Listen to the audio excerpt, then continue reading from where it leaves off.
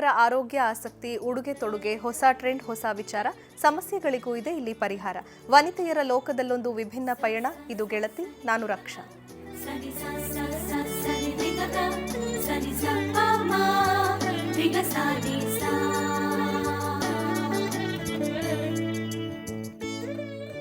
ಇತ್ತೀಚಿನ ದಿನಗಳಲ್ಲಿ ವಿಚ್ಛೇದನ ಪ್ರಕರಣಗಳು ಹೆಚ್ಚಾಗ್ತಿದೆ. ಸಿಟಿಗಳಲ್ಲಿ ವಿಚ್ಛೇದನ ಪಡಿತಾ ಇರುವಂತಹ ಒಂದು ಪ್ರಕರಣಗಳು ಜಾಸ್ತಿ ಆಗ್ತಿದೆ. ಜೊತೆಗೆ IT ಸೆಕ್ಟರ್ನಲ್ಲಿ ಅತಿ ಹೆಚ್ಚು ಡಿವೋರ್ಸ್ ಕಂಡು ಬರ್ತಿದೆ. ಯಾಕೆ ಈ ಸಮಸ್ಯೆ ಆಗ್ತಿದೆ ಅನ್ನೋ ವಿಷಯವಾಗಿ ಇವತ್ತಿನ ಗೆಳತಿ ಕಾರ್ಯಕ್ರಮದಲ್ಲಿ ನಾವು ಮಾತನಾಡ್ತಾ ಇದ್ದೀವಿ. ಈ ವಿಚಾರವಾಗಿ ಚರ್ಚೆ ಮಾಡೋದಕ್ಕೆ ನಮ್ಮ ಜೊತೆ ವಕೀಲರಾದಂತಹ ಶ್ರೀಮತಿ ರಾಜಲಕ್ಷ್ಮಿ ಅವರಿದ್ದಾರೆ. ಮೇಡಮ್, ಕಾರ್ಯಕ್ರಮಕ್ಕೆ ಸ್ವಾಗತ ನಿಮಗೆ. ಮೇಡಮ್, ವಿಚ್ಛೇದನದ ಬಗ್ಗೆ ಮಾತನಾಡಬೇಕು ಅಂದರೆ ಇತ್ತೀಚಿನ ದಿನಗಳಲ್ಲಿ ಇವಾಗ ನಾವು ಭಾರತ ಅಂತ ತಗೊಂಡ್ರೂ ಕೂಡ ಪ್ರಮುಖ ನಗರಗಳಲ್ಲಿ ಇದು ಹೆಚ್ಚಾಗ್ತಿದೆ. ದೆಹಲಿ ಆಗಿರ್ಬೋದು, ಬೆಂಗಳೂರು ಆಗಿರಬಹುದು, ಬಾಂಬೆ ಆಗಿರಬಹುದು. ಯಾಕೆ ಈ ಪ್ರಕರಣಗಳು ದಿನೇ ದಿನೇ ಹೆಚ್ಚಾಗ್ತಿದೆ ಅಂತ ಹೇಳ್ತೀರಾ? ಹೆಚ್ಚಾಗಕ್ಕೆ ಬೇಕಾದಷ್ಟು ಕಾರಣ ಇರ್ತವೆ. ಆದ್ರೆ ನೀವು ಪರ್ಟಿಕ್ಯುಲರ್ ಆಗಿ IT ಸೆಕ್ಟರ್ ಅಂತ ಹಿಡಿದಿರೋದ್ರಿಂದ ಆಮೇಲೆ ಮೆಟ್ರೋ ಸಿಟೀಸ್ ಎರಡಕ್ಕೂ ಕಾಂಬಿನೇಷನ್ ಇರ್ತವೆ. IT ಸೆಕ್ಟರ್ಸ್ ಇರೋದೇ ಮೆಟ್ರೋ ಸಿಟೀಸ್ ಒಳಗೆ, ಆಮೇಲೆ ದೊಡ್ಡ ದೊಡ್ಡ ಸಿಟೀಸ್ ಒಳಗೆ. ಹೀಗಾಗಿ ಅವರಿಗೆ ಆಪ್ಷನ್ಸ್, ಕ್ವಿಕ್ ಅವೈಲಬಿಲಿಟಿ ಎಲ್ಲ ಇರ್ತದೆ. ಆಮೇಲೆ IT ಸೆಕ್ಟರ್ ಅಂದ್ಕೂಳೆ ನಾವು ಎಕ್ಸ್ಕ್ಲೂಸಿವ್ ಆಗಿ ಓನ್ಲಿ ಸಾಫ್ಟ್ವೇರ್ ಇಂಜಿನಿಯರ್ಸ್ ಅಂತ ತಗೋಬಾರ್ದು. ಇನ್ಫಾರ್ಮೇಷನ್ ಟೆಕ್ನಾಲಜಿ ಮೀನ್ಸ್ ಎಲ್ಲ ಹೊಸ ಟ್ರೆಂಡು, ಹೊಸ ಎಜುಕೇಷನ್, ಹೊಸ ಜನ್ರೇಷನ್, ಇದು ಎಲ್ಲರನ್ನೂ ಇನ್ಕ್ಲೂಡ್ ಮಾಡ್ಕೋತದೆ. ಹೊಸ ಜನ್ರೇಷನ್ಗೆ ಹೆಚ್ಚಿನ ಕೆಲಸಕ್ಕೆ ಅವಕಾಶ ಇರೋದು ಸಿಟಿ ಒಳಗೆ. ಹೀಗಾಗಿ ಆಮೇಲೆ ಅವೇರ್ನೆಸ್ ಎಲ್ಲಕ್ಕಿಂತ ಹೆಚ್ಚಿಗೆ ಇಂಪಾರ್ಟೆಂಟ್ ಅಂದರೆ ಅವೇರ್ನೆಸ್.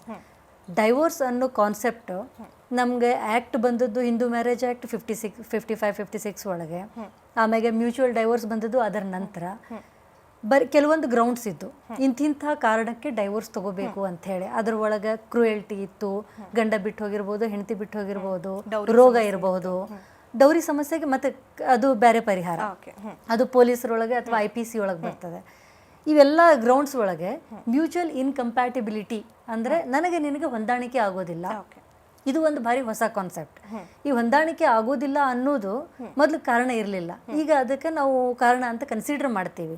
ಇವಾಗ ಅದನ್ನು ಇನ್ಕ್ಲೂಡ್ ಆಗಿಲ್ಲ ಅಂದ್ರೂ ಅದರ ಮೇಲೆ ಡೈವರ್ಸ್ ತಗೋಬಹುದು.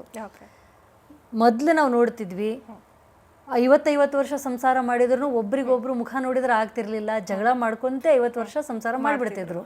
ಹೊಂದಾಣಿಕೆ ಎಲ್ಲೂ ಇರ್ತಿದ್ದಿಲ್ಲ. ಆದ್ರೂ ಅವರು ಜನ ಏನಂತಾರೆ ಅಂತ ಹಿಂಗೆ ಹೇಳ್ಕೊಂಡು ಬರ್ತಿದ್ರು. ಪ್ರೀತಿ ವಿಶ್ವಾಸ ಅನ್ನೋದು ಇರ್ತಿದ್ದೇ ಇಲ್ಲ. ಆದ್ರೂ ಒಂದು ರೆಸ್ಪಾನ್ಸಿಬಿಲಿಟಿ ಅನ್ನೋ ಥರ ಮಕ್ಕಳನ್ನ ಮಾಡಿರ್ತಿದ್ರು.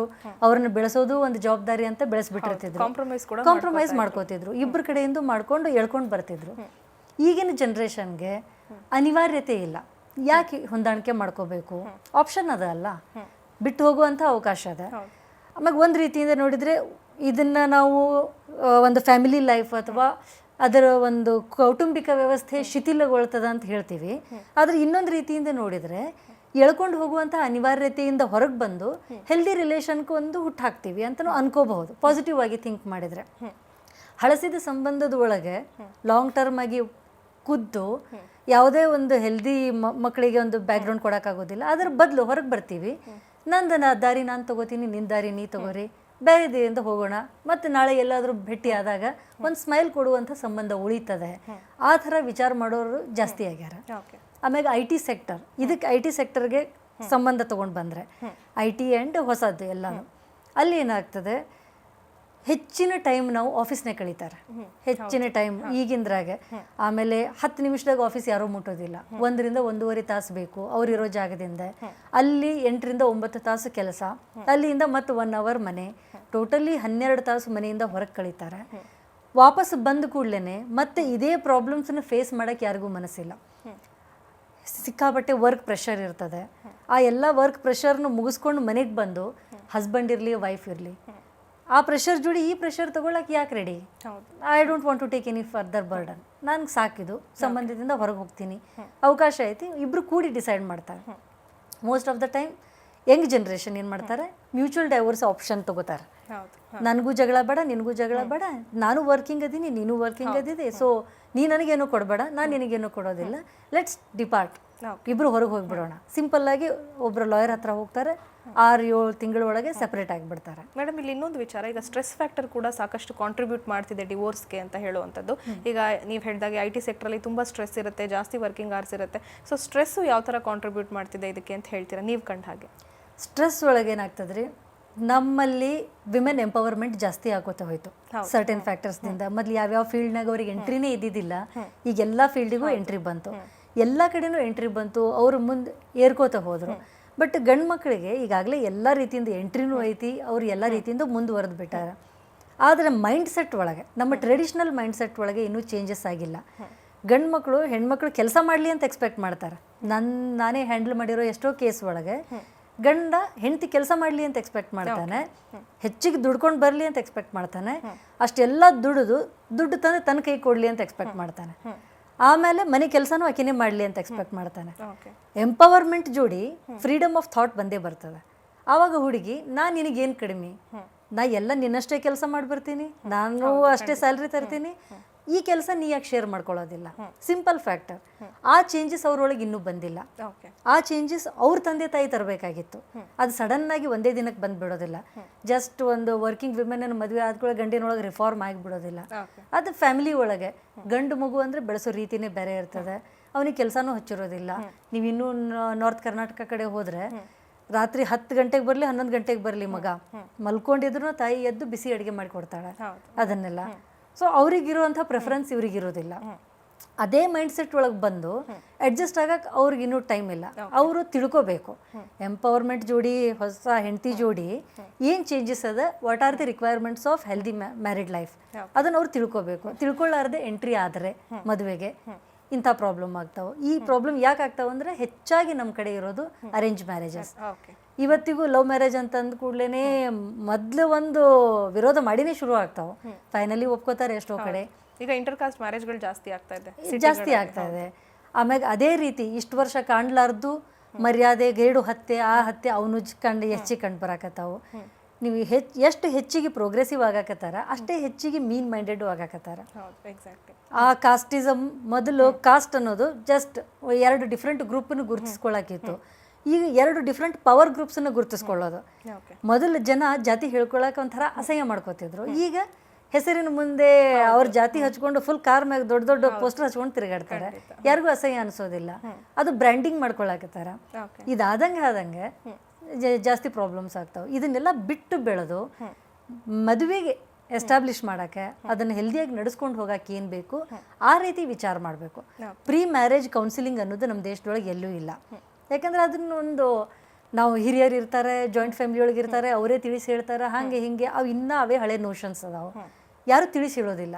ನಮ್ಮ ಹಿರಿಯರು ಆಗಲಿ ಇದು ಆಗಲಿ ಏನರ ಪ್ರಾಬ್ಲಮ್ ಆದಾಗ ಬಂದೇ ಏನರ ಸಲಹೆ ಕೊಡ್ತಿದ್ರು ಹೊರತು ಮದುವೆಗಿಂತ ಮೊದಲು ಪ್ರಿಪರೇಷನ್ ಅನ್ನೋದು ಇರ್ತಿರ್ಲಿಲ್ಲ. ಮದುವೆ ಒಳಗೆ ಹಿಂಗಿರ್ತದೆ, ನೀ ಇಷ್ಟು ಕಾಂಪ್ರಮೈಸ್ ಮಾಡ್ಕೋಬೇಕು, ನೀ ಇಷ್ಟು ಮಾಡ್ಕೋಬೇಕು, ಎಲ್ಲ ಒನ್ ಸೈಡೆಡ್ ಇರ್ತಿತ್ತು. ಹುಡುಗಿ ಮೇಲೇ ಇರ್ತಿತ್ತು. ಬೇಕಾದಷ್ಟು ಲಕ್ಸುರಿಯಸ್ ಆಗಿ ಹುಡುಗಿ ಬೆಳೆದು ಬರಲಿ, ನೀ ಮನೆ ಹೋಗ್ತೀಯಲ್ಲ ಆ ಮನೆಗೆ ಹೊಂದ್ಕೊಂಡು ಹೋಗು ಅಂತಲೇ ಆಕೆಗೆ ಕಳಿಸ್ತಿದ್ರು. ಅದೇ ಟೈಮ್ನಾಗೆ ಗಂಡು ಮಗನಿಗೆ ಹೇಳ್ತಿರ್ಲಿಲ್ಲ. ಭಾಳ ಒಂದು ಲಕ್ಸುರಿಯಸ್ ಫ್ಯಾಮಿಲಿಯಿಂದ ಹುಡುಗಿ ಬರ್ತಾಳ, ಆಕೆಗೆ ನೀ ಈ ಥರ ನೋಡ್ಕೊಂತ ಅವ್ನಿಗೆ ಯಾರಿಗೂ ಹೇಳ್ತಿರ್ಲಿಲ್ಲ. ಈಕಿದದು ಡ್ಯೂಟಿ ಅನ್ನೋ ಥರ ಟ್ರೀಟ್ ಮಾಡ್ತಿದ್ರು. ಅದು ಎಲ್ಲನೂ ಫ್ಯಾಕ್ಟರ್ಸ್ ಸೇರಿ ಈಗ ಚೇಂಜಿಂಗ್ ಇದೊಂದು ಚೇಂಜಿಂಗ್ ಟೈಮ್ ಅಂತ ಕರಿಬೇಕು ಇದನ್ನು. ಅದೆಲ್ಲನೂ ಫ್ಯಾಕ್ಟರ್ಸ್ ಕೂಡಿ ಆಮೇಲೆ ಸ್ಟ್ರೆಸ್ ಫ್ಯಾಕ್ಟರ್ ಸಿಕ್ಕಾಪಟ್ಟೆ. ವರ್ಕ್ ಲೋಡ್ ಹೆಂಗಿರ್ತದೆ ಅಂದರೆ ಈ ಟೈಮ್ ಒಳಗೆ ಈ ಕೆಲಸ ಮುಗಿಲಿಲ್ಲ ಅಂತಂದರೆ ಅವ್ರಿಗೆ ಪಾಯಿಂಟ್ಸ್ ಬರಲಿಲ್ಲ ಅಂದರೆ ಇನ್ಕ್ರಿಮೆಂಟ್ ಬರೋದಿಲ್ಲ, ಅದಿಲ್ಲ ಅಂದರೆ ಪ್ರಮೋಷನ್ ಆಗೋದಿಲ್ಲ. ಅದು ಪ್ರಮೋಷನ್ ಆಗಲಿಲ್ಲ ಅಂದರೆ ತನ್ನ ಬಾಜು ಇದ್ದವರೇ ತನ್ನ ಟೀಮ್ಮೇಟ್ಸ್ ಮುಂದೆ ಹೋಗಿ ಇವ್ರ ಮೇಲೆ ಬಾಸ್ ಆಗ್ತಾನೆ. ಅದನ್ನು ತಡ್ಕೊಳಕ್ಕೆ ಅವ್ರಿಗೆ ಆಗೋದಿಲ್ಲ. ಇದೆಲ್ಲದಕ್ಕೂ ನನ್ನ ಫ್ಯಾಮಿಲಿ ಲೈಫೇ ಕಾರಣ. ಮನೆಗೆ ಬಂದ ಕೂಡಲೇ ಅಲ್ಲಿ ಜಗಳ, ಅದು ಹುಡುಗಿಗೂ ಇರ್ತದೆ ಹುಡುಗಗೂ ಇರ್ತದೆ. ಆಮೇಲೆ ಸ್ಟ್ರೆಸ್ ಬಿಲ್ಡಪ್ನಿಂದ ಹಾರ್ಮೋನಲ್ ಚೇಂಜಸ್ ಆಗ್ತಾವೆ. ಹಾರ್ಮೋನಲ್ ಚೇಂಜಸ್ ಆಗೋದ್ರಿಂದ ಫರ್ಟಿಲಿಟಿ ಮೇಲೆ ಇಂಪ್ಯಾಕ್ಟ್ ಆಗ್ತದೆ. ಅದು ಎಲ್ಲನೂ ರಿಸರ್ಚು ಎಲ್ಲನೂ ಮಾಡಿನೇ ಹೇಳಿದ್ದದ. ಅದು ಮಕ್ಕಳಾಗಲಿಲ್ಲ ಸರ್ಟನ್ ಟೈಮ್ನಾಗೆ. ನಮ್ಮಲ್ಲಿ ಹೆಂಗೆ ಅಂದರೆ ಮದುವೆ ಆಗಿ 1 ವರ್ಷದೊಳಗೆ ಏನು ಸುದ್ದಿ ಬರಲಿಲ್ಲ ಅಂತಂದರೆ ಅದು ಏನೋ ದೊಡ್ಡ ಅಪರಾಧ ಮಾಡ್ಯಾರ ಅನ್ನೋ ಥರನೇ ಹುಡುಗಿಗೆ ಟ್ರೀಟ್ ಮಾಡೋದು. ಅವೆಲ್ಲ ಫ್ಯಾಕ್ಟರ್ ಸೇರಿ ಈ ವೈ ಶುಡ್ ಐ ಸಫರ್, ನಾವು ಒಬ್ಬನೇ ಯಾಕೆ ಇಲ್ಲಿ ಸಫರ್ ಆಗಲಿ, ಸಾಕಿದು ಅಂತ ಹೊರಗೆ ಹೋಗ್ಬಿಡ್ತಾರೆ. ಹಾಗೆಯೇ ಈಗ ಟೆಕ್ನಾಲಜಿ ಕೂಡ ತುಂಬ ಡೆವಲಪ್ ಆಗ್ತಾ ಇದೆ, ರ್ಯಾಪಿಡ್ ಆಗಿ ಹೋಗ್ತಾ ಇದೆ. ಜೊತೆಗೆ ಗ್ಲೋಬಲೈಸೇಷನ್, ವೆಸ್ಟರ್ನೈಸೇಷನ್ ಕೂಡ ಕಾಂಟ್ರಿಬ್ಯೂಟ್ ಮಾಡ್ತಾ ಇದೆ ಡಿವೋರ್ಸ್ಗೆ ಅಂತ ಹೇಳ್ತಾರೆ. ಈಗ ಇತ್ತೀಚಿನ ದಿನಗಳಲ್ಲಿ 1 ವರ್ಷದ ಆ್ಯನಿವರ್ಸರಿ ಮಾಡ್ಕೊಂಡ್ರೆ ದೊಡ್ಡ ವಿಚಾರ ಅನ್ನೋ ಅಷ್ಟರ ಮಟ್ಟಿಗೆ ಜನ ಮಾತಾಡ್ಕೋತಿದ್ದಾರೆ. ಅಂದರೆ ವಿಚ್ಛೇದನಗಳು ಅಷ್ಟೊಂದು ಜಾಸ್ತಿ ಆಗ್ತಿದೆ. ವಿಚ್ಛೇದನಗಳು ಆಮೇಲೆ ವೆಸ್ಟರ್ನೈಸೇಷನ್ ಇವೆಲ್ಲನೂ ನಾವು ನಮ್ಮ ದೇಶದ ಬಗ್ಗೆ ಹೇಳ್ಕೊಳ್ಳೋಕೆ ಯೂಸ್ ಮಾಡುವಂಥ ಶಬ್ದ. ನೀವು ಗ್ಲೋಬಲೈಸೇಷನ್ ಮಾಡಿ, ವರ್ಲ್ಡ್ ಮಾರ್ಕೆಟ್ ಓಪನ್ ಮಾಡಿ, ಎಲ್ಲನೂ ಮಾಡಿ ವೆಸ್ಟರ್ನ್ ಇಂಪ್ಯಾಕ್ಟ್ ಆಗಬೇಡ ಅಂತಂದ್ರೆ ಹೆಂಗೆ ಸಾಧ್ಯ? ನಮಗೆ ಹೊರಗಿಂದೆಲ್ಲ ದುಡ್ಡು ಬೇಕು, ಹೊರಗಿಂದ ಇನ್ವೆಸ್ಟ್ಮೆಂಟ್ ಬೇಕು, ನಮ್ಮ ಟೆಕ್ನಾಲಜಿ ಬೇಕು, ಆದ್ರೆ ಅವ್ರದ್ದು ಇನ್ಫ್ಲೂಯೆನ್ಸ್ ಬೇಡ ಅಂತಂದ್ರೆ ಸಾಧ್ಯನೇ ಇಲ್ಲ. ಈವನ್ ಒಂದು ಹೈಸ್ಕೂಲ್ ಹುಡುಗನ ಕೈಯಾಗ ಸ್ಮಾರ್ಟ್ ಫೋನ್ ಇರ್ತದೆ, how can you prevent him from accessing? ಏನು ಜಗತ್ತಿಂದ ಏನು ಬೇಕೆಲ್ಲ ಕೈಯೊಳಗೆ ಸಿಗ್ತದೆ, ಯಾವುದನ್ನು ನಾವು ತಡೆಯೋಕ್ಕಾಗೋದಿಲ್ಲ. ಅದ್ರ ಬಗ್ಗೆ ನಾವು ಹೆಚ್ಚಿಗೆ ಒತ್ತು ಕೊಡಕ್ಕೆ ಹೋಗ್ಬಾರ್ದು. ನೀವು ಎಲ್ಲಿ ಚೇಂಜಸ್ ಮಾಡೋಕ್ಕೆ ಸಾಧ್ಯ? ನಿಮ್ಮ ಮದುವೆ ಅನ್ನುವಂಥ ಒಂದು ಸೆಕ್ಟರ್ ಉಳಿಬೇಕು. ಸೆಕ್ಟರ್ ಅಂತ ನಾ ಕರಿತೀನಿ ಅಂದರೆ ಅದೀಗ ಒಂದು ಬಿಸ್ನೆಸ್ ಥರ ಟ್ರೀಟ್ ಮಾಡಕತ್ಬಿಟ್ಟಾರ. ಅದಕ್ಕೆ ಅಂಟ್ಕೊಂಡಿರೋ ಪಿಡುಗುಗಳನ್ನು ಸರಸರಿ, ಮದುವೆ ತಾನೇ ಉಳಿತದೆ. ವೆಸ್ಟರ್ನ್ ಇಂಪ್ಯಾಕ್ಟ್ ಅಂತೀವಲ್ಲ, ಅಲ್ಲಿ ಅಕಸ್ಮಾತ್ ಮದುವೆ ಆದರೂ ಅಂದರೆ ವರದಕ್ಷಿಣೆ ಇರೋದಿಲ್ಲ, ಜಾತಿ ಇರೋದಿಲ್ಲ, ಏನೂ ಇರೋದಿಲ್ಲ. ಆಮೇಲೆ ಒಬ್ಬ ಮಿಲೇನಿಯರ್ ಒಬ್ಬ ಬಾರ್ ಟೆಂಡರ್ ಹುಡುಗಿನೂ ಮದುವೆ ಆದ ಅಂದ್ರೆ ಅಷ್ಟೇ ಚೆಂದಾಗಿ ನೋಡ್ಕೋತಾನೆ. ನಮ್ಮಲ್ಲಿ ಹಂಗಿಲ್ಲ. ನಮ್ಮ ಸ್ಟೇಟಸ್ ಮೊದಲು ನೋಡ್ತಾರೆ, ಜಾತಿ ಮೊದಲು ನೋಡ್ತಾರೆ, ಎಲ್ಲನೂ ನೋಡ್ತಾರೆ. ಆಮೇಲೆ ವರದಕ್ಷಿಣೆ ಎಷ್ಟು ಬೇಕಾದಷ್ಟು ಕೋಟ್ಯಾಧಿಪತಿ ಇದ್ರೂ ಅವ್ರ ಸ್ಟೇಟಸ್ಗೆ ತಕ್ಕಂಗೆ ಹುಡುಗಿ ತೊಗೊಂಡು ಬರಲಿ ಅಂತ ಎಕ್ಸ್ಪೆಕ್ಟ್ ಮಾಡ್ತಾರೆ. ಆಕೆ ತರೋದ್ರಿಂದ ಇವನ್ ಫೈನಾನ್ಷಿಯಲ್ ಸ್ಟೇಟಸ್ ಏನು ಹೆಚ್ಚಾಗೋದಿಲ್ಲ, ಆದರೆ ತೋರಿಸ್ಕೊಳ್ಳಕ್ಕೆ ಬೇಕು ನಮಗೆ. ಕೊಡಲಿಲ್ಲ ಅಂದ್ರೆ ಮತ್ತೆ ಇದು ಆಗ್ತಾವೆ. ಇಂಥವೆಲ್ಲ ತೆಗೀರಿ. ನಿಮ್ಮ ಮದುವೆ ಅನ್ನೋದು ಒಂದು ಕಾಂಟ್ರಾಕ್ಟ್ ಅಂತ ನಾವು ಟ್ರೀಟ್ ಮಾಡೋದಿಲ್ಲ, ಅದನ್ನೊಂದು ಸ್ಯಾಕ್ರಿಮೆಂಟ್ ಅಂತ ಟ್ರೀಟ್ ಮಾಡ್ತೀವಿ. ಅದು ಒಂದು ಪವಿತ್ರ ಬಂಧನ ಅಂತ ಕರಿತೀರಿ. ಹಂಗಂದ್ರೆ ಅದ್ರ ಪವಿತ್ರತೆ ಉಳಿಸ್ರಿ, ಅದಕ್ಕೆ ಅಂಟ್ಕೊಂಡಿದ್ದು ಎಲ್ಲಾನು ತೆಗೀರಿ, ಅವಾಗ ತಾನೇ ಉಳಿತದೆ. ವೆಸ್ಟರ್ನ್ ಇಂಪ್ಯಾಕ್ಟ್ ಡೈವೋರ್ಸ್ ಇನ್ಕ್ರೀಸ್ ಆಗಕ್ಕಲ್ಲ, ನಿಮ್ಮ ಥಿಂಕಿಂಗ್ ರಿಫೈನ್ ಆಗಕ್ಕೆ ಕಾರಣ ಆಗ್ತದೆ. ಆವಾಗ ನಿಮ್ಮ ಥಿಂಕಿಂಗ್ ರಿಫೈನ್ ಆಯಿತು ಅಂತಂದ್ರೆ, ನನಗೆ ಈ ಹಳಸಿ ಸಂಬಂಧದೊಳಗೆ ಇರೋದು ಬೇಡಪ್ಪ, ನಾನು ಹೊರಗೆ ಹೋಗ್ತೀನಿ, ಅದನ್ನು ನೀವು ಆ ರೀತಿ ಕರೆದ್ರೆ ಯಾರು ಏನು ಮಾಡೋಕ್ಕಾಗೋದಿಲ್ಲ. ಅದನ್ನು ನಾವು ಪ್ರೋಗ್ರೆಸಿವ್ ಥಿಂಕಿಂಗ್ ಅಂತ ಕರೆದ್ರೂ ಆಗ್ಬೋದು. ಓಕೆ ಮೇಡಮ್, ಈ ವಿಚಾರವಾಗಿ ಮತ್ತಷ್ಟು ಡಿಸ್ಕಸ್ ಮಾಡೋಣ ವೀಕ್ಷಕರೇ. ಆದರೆ ಅದಕ್ಕೂ ಮೊದಲು ಗೆಳತಿ ಕಾರ್ಯಕ್ರಮದಲ್ಲಿ ಈಗ ಸ್ಮಾಲ್ ಬ್ರೇಕ್.